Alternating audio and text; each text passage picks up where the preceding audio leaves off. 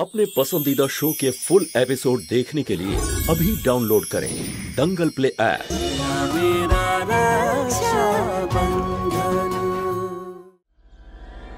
दादा,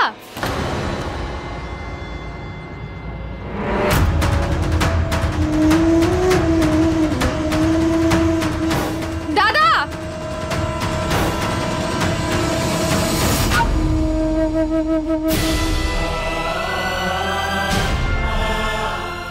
দাদা দাদা দাঁড়াও, আমার কথাটা একবার শোনো।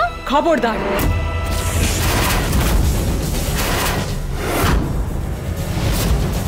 এই বাড়িতে পা রাখার সাহস কি করে হলো তোর? হ্যাঁ,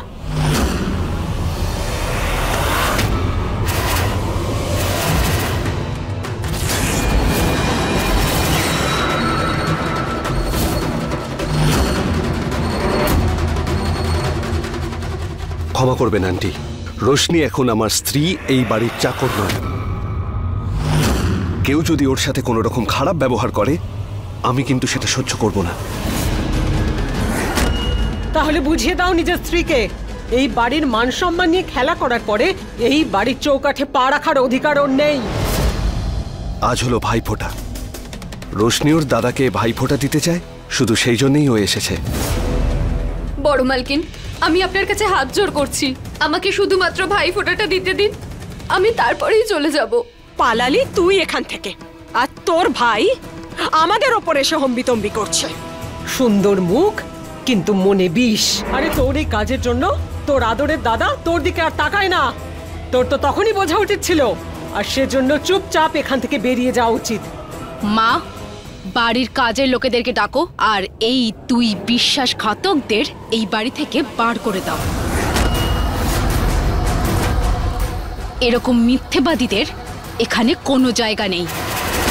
অনেক হয়ে গেছে তোমাদের নাটক, বেরো এবার এখান থেকে। ব্যাস,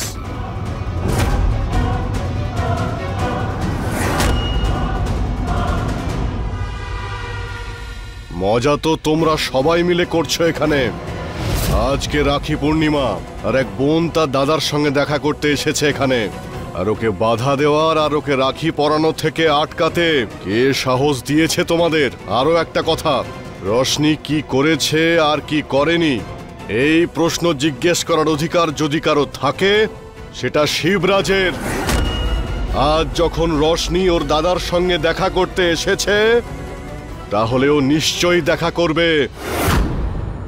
আমি দেখছি ওকে কে বাধা দেয়।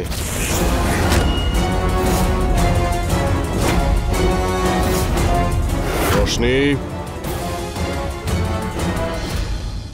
যা মা, দেখা করে আয় তোর দাদার সঙ্গে।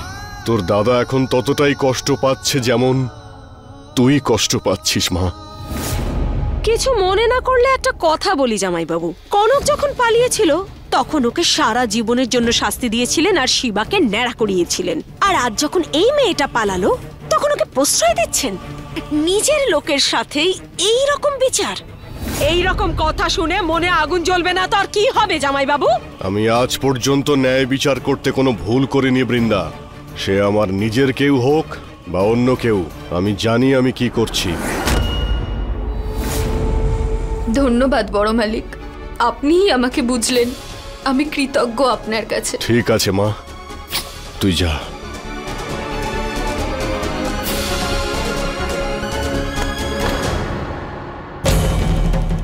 তুই দাঁড়া, তোর সঙ্গে কথা আছে।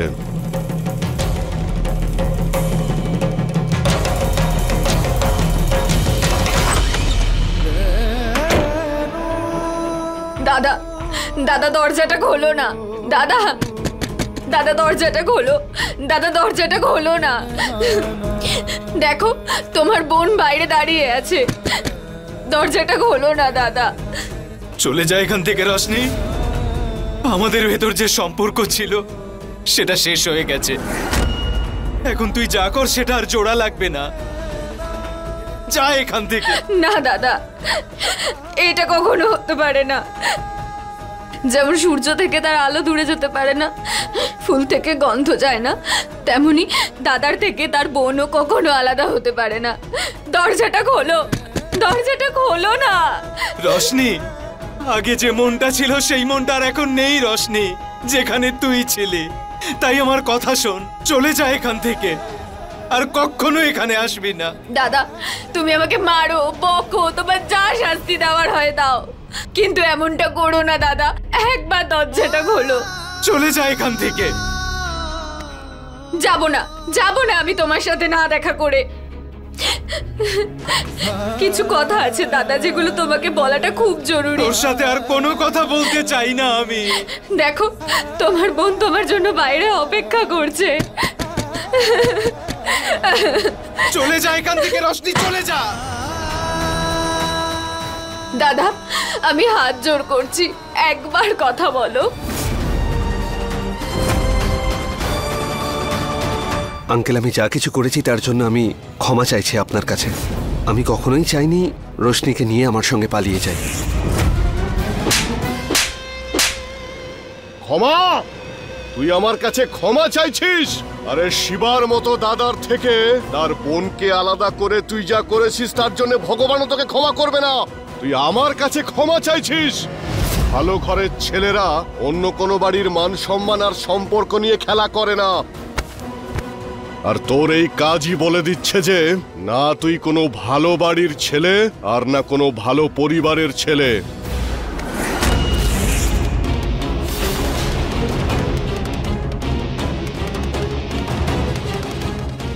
আঙ্কেল, আমি আপনাকে সম্মান করি, তার মানে কিন্তু এটা নয় যে আমি আপনাকে যা খুশি বলার অধিকার দিয়ে দিয়েছি।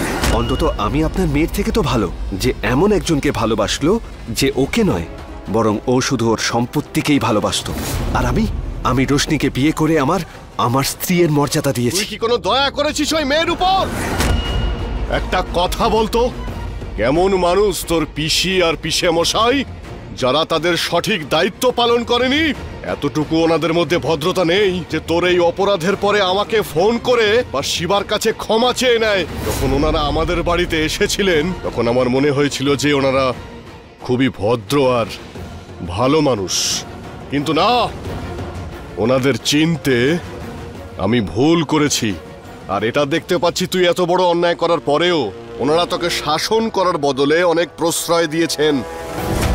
তবে তুই আমার একটা কথা সারা জীবন মনে রাখবি, রানা রতন সিং তোর এই অন্যায় কাজ কোনোদিনও মানবে না।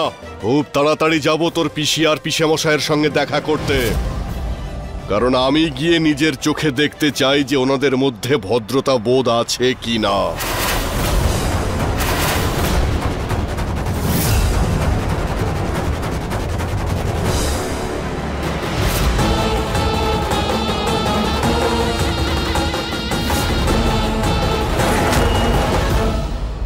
মায়ের রাগ আর তোমার অভ্যেস, কোনোটাই তো আমি বুঝতে পারি না।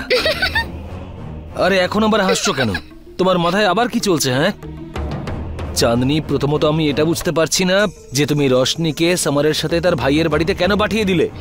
আরে ও খুব চালাক, ওখানে গিয়ে সব বলে দেবে। আর রতন সিং, তাকে কে সামলাবে? ওরে আমার সোনা, 15 বছর ধরে এই লুকোচুরির খেলাটা চলছে। মজা তো তখন হবে যখন সামনাসামনি মুখোমুখি যুদ্ধটা হবে। কিচ্ছু লুকোবার নেই, কিচ্ছু গোপন করার নেই, সবটা সামনাসামনি।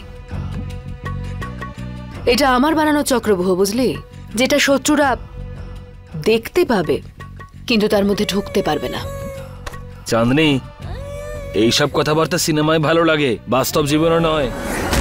যদি আসল জীবনে মুখোশটা খুলে যায় না, তাহলে অনেক বিপদ হয়ে যাবে। বিপদের সঙ্গে খেলাটা আমার অভ্যেস, বুঝলি। আমি না খুব ভেবে চিনতে লুডোতে দান দিচ্ছি, যেটা কেউ কাটতেই পারবে না।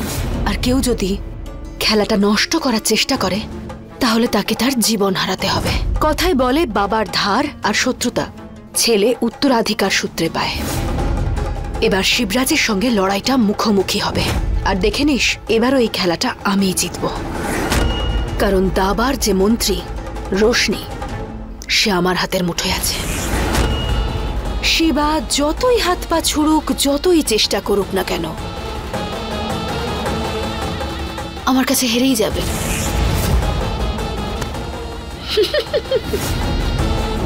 আর এইবার আমি শিবাকে খেলতে দেব, কারণ যখন আমি ওকে খেলতে দেব তখন ওর চিন্তা ভাবনা, ওর পদ্ধতি, ওর মাথার বুদ্ধি সবটা বুঝতে সুবিধা হবে তো।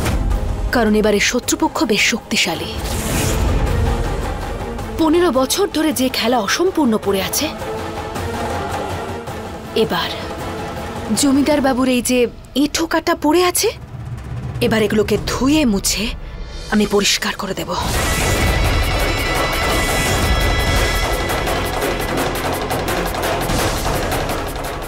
ও আমার সোনা, কিচ্ছু বোঝে না। দাদা, আমি প্রত্যেকবার তোমাকে ভাই ফোঁটা দিই না? আমাকে একবার ফোঁটাটা দিতে দাও। দরজাটা খোলো না দাদা, দেখো তোমার বোন বসে আছে, একবার দরজাটা খোলো না দাদা। দাদা দরজাটা খোলো না।